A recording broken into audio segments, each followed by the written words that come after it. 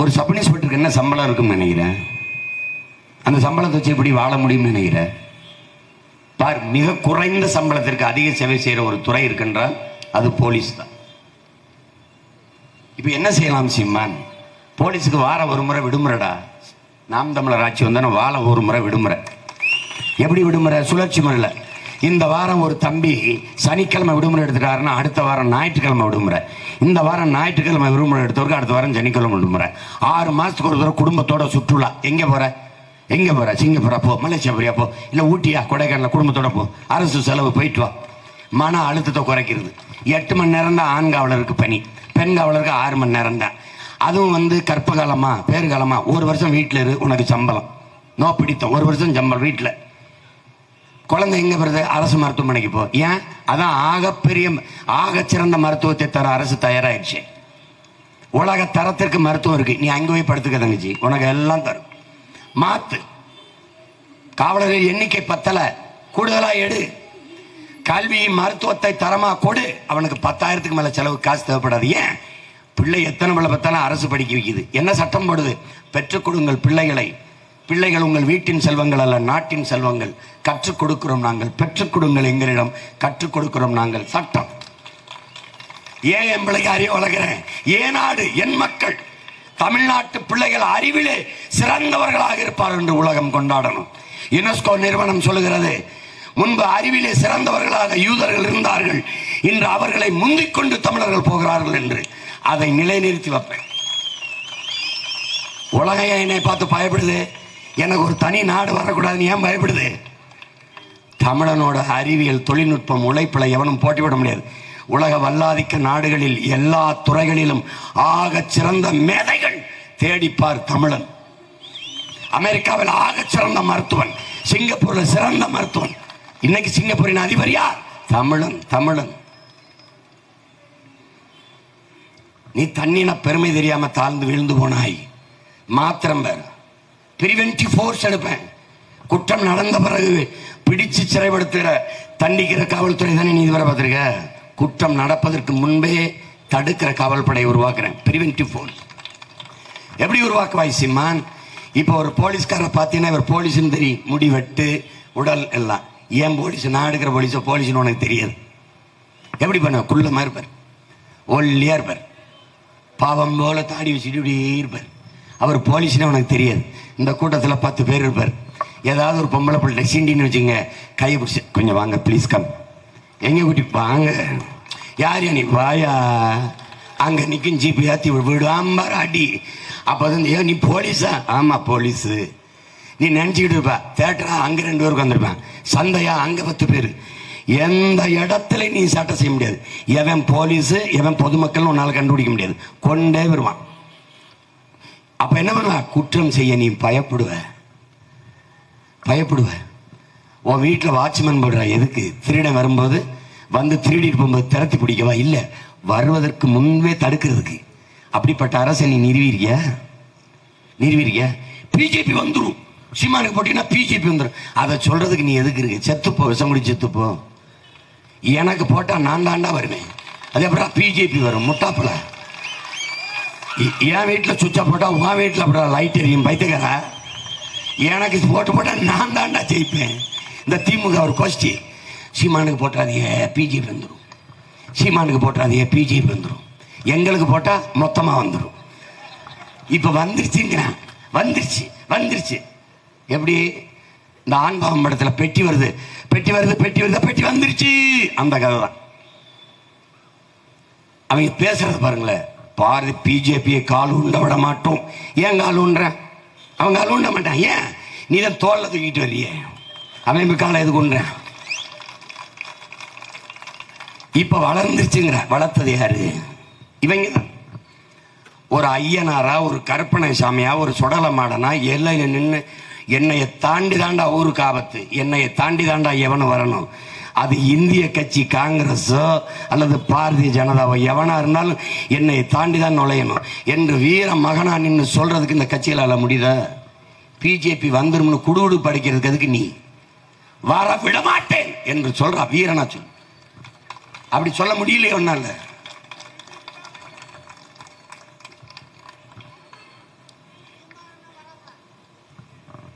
காவல்துறை அதான் பிரச்சனை. காவல்துறையை போற்றும் போதுதான் பல காவலர்கள் தற்கொலை செய்து கொண்டு இறக்கிறார்கள் என்றால், என்னுடைய உறவினர் விஜயகுமார் மிகப்பெரிய அதிகாரி கோவையிலே தற்கொலை செய்து கொண்டார், சுட்டுக் கொண்டார். பணி அழுத்தம், மனச்சுமை. இந்த நிலைக்கு ஒரு காவலரை, இவ்வளவு ஐபிஎஸ் படித்தவர், பெரிய அறிஞர், தற்கொலை பண்ணி இறந்து போனாருங்க. மனசெல்லாம் வலி, பல நாட்கள் உறக்கம் வரல அவரை நினைச்சு.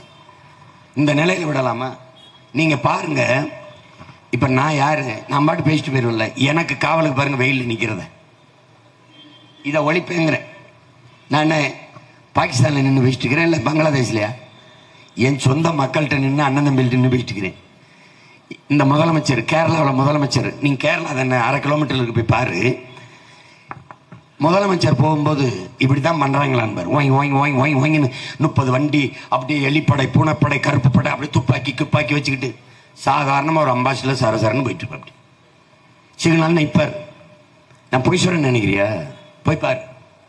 மேற்கு வங்கத்துக்கு போ, மேற்கு வங்கத்தில் அம்மா மம்தா சட்டசபைக்கு போகும்போது வண்டி ரிப்பேர் ஆயிடுது. ரோட்டில் போயிட்டு தம்பியை கூப்பிட்டு, தம்பி என்னை அசம்பிளியில் இறக்கி விட்டுருன்னு மோட்டர் பைக்கில் லிஃப்ட் கேட்டு போகுது முதலமைச்சர். ஓ ஊரில் அப்படியா? ஐயா ஸ்டாலின் கிளம்புறாருன்னு வச்சுக்கிறேங்க, 3 மணி நேரத்துக்கு முன்னாடி போக்குவரத்தை நிறுத்திடுவாங்க. நிறுத்தி ஒங்கின்னு ஒரு 100 வண்டி போகும். அவ்வளவு பயம் இருக்குல்ல. அப்புறம் எதுக்கு இந்த பதவிக்கு வேற? எதுக்கு வேற? சரி, அவராது முதலமைச்சர். தம்பி அண்ணாமலை என்ன அமைச்சர்? அவருக்கு முதலமைச்சரை விட அதிக பாதுகாப்பு. நாட்டுக்கு தலைவன் தாண்டா நாட்டு மக்களுக்கு பாதுகாப்பு. தலைவனே பாதுகாப்பு நிலைமை இருந்தா அப்புறம் என்ன நாடுது? சாதாரண குடிகளுக்கு என்ன பாதுகாப்பு இருக்கு? இப்ப யாருக்கிட்ட இருந்து உன்னை பாதுகாக்க? யாருக்கிட்ட இருந்து? அப்புறம் ஓட்டு கேட்கும்போது போறியில்ல, அதில் ஆராத்தி தட்டு எடுக்கிறாங்கல்ல, அதில் ஆசிட்டு ஊற்றிருப்பா எங்கள் ஆத்தான பயப்படாமல் நிற்கிற. அப்புறம் ஜெயிச்சு போனால் வரவே மாட்டேங்கிற. அதுக்கு மட்டும் போலீஸ் பாதுகாப்பு தேவைப்படுது. எப்படிப்பட்ட ஆள்கள்? பிரிட்டன் பிரதமர் இருக்கார்ல, சைக்கிளில் பாராளுமன்றத்துக்கு போயிட்டு இருக்க. சைக்கிளில் அங்கே mister Boris selfie please, yeah take, பிரதமரோட கட்டி பிடிச்சி செல்ஃபி எடுத்துக்கிட்டு இருக்கான் நாட்டு குடிமக்கள். நம்ம ஊரில் எடு கொண்டே வருவேன். அவனே கிட்ட போயிரு பார்ப்போம். இந்த நிலைமையை மாற்றணும். இருந்தாங்களா? எளிமையா இருந்தாங்க. ஏன் ரொம்ப போற? நம்ம தாத்தா காமராஜ் இப்படி போயிட்டு இருக்காரு, முன்னாடி ஒரு போலீஸ் வண்டி சைரன் வச்சு ஒயின்னு கத்திக்கிட்டு போகுது. என்னப்பா இங்க சத்தம்? நிப்பாட சொல்ல வேணாங்கப்பா. என்ன ஐயா பாதுகாப்பு? ஏப்பா நான் செத்தா போனேன், முன்னாடி சங்குதி போயிட்டே இருக்க, போப்பா. பாதுகாப்பா? நான் எங்கே போறேன்? சொந்த நாட்டுக்குள்ள போறது, எனக்கு எதுக்கு பாதுகாப்பு? பெட்ரோல் செலவு தண்டமா, வண்டியை கொண்டு போலீஸ் ஸ்டேஷன் எடுத்துப்பா, போப்பா அப்படின்னு. அப்படியும் தலைவன் இருந்தான். அப்ப என்ன செய்யணும்? இதெல்லாம் மாற்றணும். எளிமையா ஒரு முதலமைச்சர் வந்தாரு, வந்து இந்த பள்ளிக்கூடத்தை திறந்து வச்சுட்டு போனாருங்கிறது நீ செய்தியை பார்த்தான்னு தெரிஞ்சுக்கணும். அந்த நிலைமைக்கு எளிமையா, உண்மையா, நேர்மையா, தூய்மையா வாழ்கிற ஒரு தலைமை உருவாக வேண்டும் என்றால் மாற்றணும். நீ என்ன நினைக்கிற? கூட்டமா இருந்தா தான் ஓட்டு போடணும்னு முடிவெடுக்கிற. அதனால அவன் என்ன செய்யறான்? 200-300 ரூபாயை கொடுத்து குவார்டர் பிரியாணியை கொடுத்து ஆட்களை கூட்டி கொண்டாந்து வச்சிடறான். தலைவர் பேசும்போது அவன் போயிடறான். அவனுக்கு நேரம் வந்துடுது. கொடுத்த காசுக்கு 2 மணி நேரம் இருந்துட்டோம்னு போயிடறான். நீ எல்லா தலைவரும் பேசும்போது பாரு, நாற்காலி வெறிச்சு கிடக்கு. நாற்காலியை பார்த்து நாங்கள் என்ன சொல்லுகிறோம் என்றால், இந்த நாற்காலியை பார்த்து பேசி பாரு இருக்காளேன்னு பாரு. ஐயா கருணாநிதிக்கு 100ஆண்டு விழா. ஐயா ரஜினிகாந்த், எங்க அண்ணன் கமலஹாசன், நயன்தாரா, பல பெரிய பெரிய நடிகர்களாம் வந்து உட்கார்ந்தாங்க. 50,000 நாற்காலி பங்கேற்று விழாவை சிறப்பிச்சிச்சு. 50,000 வெறும் நாற்காலி. மோடி நேத்து ஐயா வேலூர்ல போய், நாட்டின் பிரதம அமைச்சர் 10 ஆண்டு ஆழ்ந்தவர், அவரை பார்க்கணும்னு கூட மக்கள் விரும்பல. வெறும் ரோட்டுக்கு கை காட்டிட்டு போயிருக்கு. அப்படி பாரு, செய்தியை பாரு. ராத்திரிக்கு வந்து பாரு, கள்ளக்குறிச்சியில் ஒரு மயம் பேசுவேன் பாரு. ராத்திரிக்கு வந்து பாரு, கள்ளக்குறிச்சியில் ஒரு மயம் பேசுவேன். சீமா இங்க பேசுறான்னு கூட யாருக்கும் தெரியாது. என் குரல் காற்றுல கரைந்தவுடன் என் மக்கள் அப்படியே ஓடி வந்து மொய்த்த அந்த கூட்டத்தை பேரெழுச்சியான கூட்டமாக மாற்றுவார்கள். ஏன்? அக்கறை, அன்பு. யார் நம் மக்கள்? என் மகன் எனக்காக பேசுகிறான், என் சித்தப்ப எனக்காக பேசுகிறான், என் பெரியப்பன் பேசுறான், என் மாமா, என் தம்பி பேசுறான்னு இந்த உறவுகள் என்னை நம்புகிறார்கள். நான் அவர்கள் நம்பிக்கைக்காக உழைக்கிறேன். இவங்க மாதிரி ஏமாத்துறது இல்லை. ஓட்டுக்கு காசு கொடுப்பவன் உண்மையா இருப்பான்னு நீ நம்பிட்டீனா உன்னை நான் என்ன செய்யறது சொல்லு? ஓட்டுக்கு காசு கொடுக்கிறவன் உன்னை ஏமாத்துகிறான். மண்புழுவை தூண்டிலில் மாட்டி போடுகிறவன் உன்னை பிடிப்பதற்கு. மோடி தமிழிலே பேசுவதெல்லாம் நம்மை கொல்வதற்கு. கோழிக்கு இற போடும் போது எப்படி போடுற? பக் பக் பக் பக் பக் பக்னு கத்துற. அது பைத்தியக்கார கோழி நம்ம பாசையில பேசுறானே, நம்மால் நினைச்சு வந்துருது, நம்ம மொழியில பேசுறாரு. அடுத்த 10 நிமிஷம் சட்டியில வேகுது. இப்படித்தான் நீ நம்பிராத. நீ எனக்கு என் தங்கச்சி கனிமொழிக்கும் போடணும்னு சொல்ல, இவங்களுக்கு போட்டுறாத போட்டுறாத. 50-60 வருஷமா போட்டு போட்டு நீ பெத்த பிள்ளைகளை ரோட்ல போட்டதுதான் மிச்சம். இதுதான் மிச்சம். இங்க பாரு, இந்த மூஞ்சிய பாரு, தீஞ்சு போச்சு. அரைக்கை முழுக்க ஏம்படுவேன், கையெல்லாம் கருத்து வெந்து போச்சு. எதுக்கு? உன் மேல இருக்கிற காதல், பேரன்பு உன்னை விட்டுட்டு போக முடியல. நீ எனக்கு என்ன கொடுத்த? இந்த 15 வருஷத்துல என்ன கொடுத்துருக்க? கவுன்சிலரு, ஒரு எம்எல்ஏ, ஒரு எம்பி, ஒரு இடமும் கொடுக்கல. ஆனா இதெல்லாம் கொடுக்குறேன்னு என்னை கூப்பிட்டான். எப்படி கூப்பிட்டான்? 15 சீட்டு, 26ல நீ தான் முதலமைச்சர், 1000 கோடி உங்களுக்கு தனியா, ஃபேமிலிக்கு, கட்சிக்கு, பார்ட்டி ஃபண்டு. தெருக்கோடியில் விட நான் நின்னுக்கிறேன், உங்களோட நான் வரமாட்டேன். நான் வந்து நான் என் ஆத்தாளப்பனுக்கு வேலை செய்ய வந்தேன்னு நினைக்கிறியா நீ? எனக்கும் பின்னாடி வர்ற என் சந்ததிக்கு, என் தம்பி தங்கி, என் பிள்ளைகளுக்கு அவன் ஒருத்தர் நின்னாயா, உண்மையா நின்று கத்திக்கிட்டு செத்தாயானாவது ஒரு வரலாறு வரும்ல. என் தலைவன் எனக்கு சொன்னது, என் தலைவன் சொன்னதை என் மக்களுக்கு சொல்ல விரும்புகிறேன். நமக்கென்று இந்த வழி வார்த்தையை பாரு, நமக்கென்று வரலாறு இல்லைப்பா. என்னை அப்படிதான் பேசுவாங்க, போடா வடான்னு பேச மாட்டாங்க. நமக்கென்று வரலாறு இல்லைப்பா, நம்ம இனத்திற்கென்று இல்லை, நமக்கு இலக்கிய சான்று தான். பாண்டிய நெடுஞ்செழியன் நம் பாட்டன் மதுரையை ஆண்டான்னு நமக்கு வரலாற்று குறிப்பு இல்லை, இலக்கிய சான்று. சிலப்பதிகாரம் படித்து கொண்டு போகும்போது கண்ணகி பெருமாட்டி பாண்டியன் அவையிலே, மன்னர் அவையிலே வந்து அவள் கால் சிலம்பை உடைச்சு நீதியை நிலைநாட்டி நிரூபித்தாள் அப்படிங்கிற அந்த இலக்கிய சான்றில் ஓ பாண்டிய நெடுஞ்செழியன் மதுரை ஆண்டிருக்கானா? அப்படி சேரன் செங்குட்டுவன் இமயத்தில் கல்லெடுத்து வந்து பாட்டி கண்ணகிக்கு கோயில் கட்டினான், இலக்கிய சான்று. இலக்கிய சான்று. இமயத்திலே கொடிய நட்டான் இமயவரம்பன் நெடுஞ்சேரலாதன், இலக்கிய சான்று. வரலாறு இல்லை எங்களுக்கு. வரலாறு என்ன வரலாறு? தஞ்சாவூருக்கு ஒரு பெரிய கோயிலை பார்த்தோன்னே ராஜராஜ சோழன் ஒருத்தர் நம்மளை ஆண்டிருக்கேன், நம்ம பாட்டேன். கல்லணை பார்த்தோன்னே கரிகால் சோழன் ஒருத்தர் இருந்திருக்கேன். இவ்வளவுதான் சான்று. வரலாறு நமக்கென்று இல்லை. வரலாற்றில் புறக்கணிக்கப்பட்ட, மறைக்கப்பட்ட இனத்தின் மக்கள். அதையும் என்ன சொல்ல, வரலாற்றை படைப்பவனுக்கு வரலாற்றை எழுத, பதிவு செய்ய நேரம் இருக்காது. நானே வரலாறாக வாழ்ந்துக்கிட்டு போகும்போது எனக்கு பின்னாடி அவனாவது எழுதுமே ஒழிய நானே எழுதிக்கிட்டு இருக்க நேரம் இருக்காது. அதனால வரலாற்றை படைத்த ஒரு இனம் வரலாற்றை பதிவு செய்ய தவறிட்டது.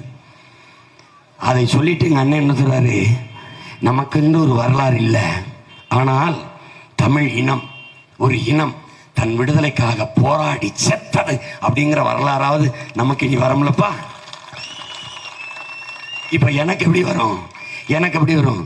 என் இன முன்னோர்கள் மாப்போசி, சீபா ஆதித்தனார், எங்க ஐயா மருத்துவர் ராமதாஸ், எங்க அண்ணன் திருமாவளவன், எங்க அண்ணன் வைகோ, ஐயா விஜயகாந்த், இவங்கெல்லாம் அவங்க முன்னத்தியர்கள் வந்து வந்து இந்த திராவிட திருட்டு கூட்டத்திட்ட கரைந்தது போல எங்க அண்ணன் சீமான் கரையல, தனிச்சு நின்று கடைசி வரை தோற்றாலும் தோற்றாலும் தோற்றாலும் உறுதியாக நின்று போராடி செத்தான் என்ற வரலாற்று பதிவு வரும். நின்னாயா, தனிச்சு நின்னாயா, ஒத்த ஓட்டுனாலும் அவனுக்கு, அவன் கொள்கைக்கு, அவன் தம்பி தங்கச்சி உழைப்பு கிடைச்ச ஓட்டு. ஒரு கட்சியை சொல்ல சொல்லு, ஒரு கட்சியை சொல்ல சொல்லு. எனக்கு 7 விழுக்காடு ஓட்டு, 32 லட்சம் ஓட்டு, என் ஓட்டு என் தம்பி தங்கள் உழைப்புக்கு ஓட்டு. அப்படி ஒரு கட்சியை சொல்ல சொல்லு, சொல்ல சொல்ல பார்ப்போம். ஒருத்தனுக்கும் சொல்ல முடியாது. கூட்டத்தில் நின்று கும்மி அடிப்பான். நான் புலி, நான் வேட்டைக்கு போகும்போது 10 நாய் நிறைய கூட்டிட்டு போனா நல்லா இருக்குது. நான் தனியாக தான் போய் வேட்டையாடணும். எனக்கு சாப்பாட்டை தான் கூட்டு பொரியல்லாம், சண்டை தனிச்சு தான். அது இது வந்து இப்போ ஒரு 3 கூட்டணியா 30 கூட்டணியோட வச்சுக்க, ஒத்தாள் தனியாக தான் நிற்பேன். ஏன் தனியாக நிற்கிற? இந்த கூட்டம் என்னோட நிற்குதுங்கிற திமிரில் நிற்கிற, நம்பிக்கையில் நிற்கிற.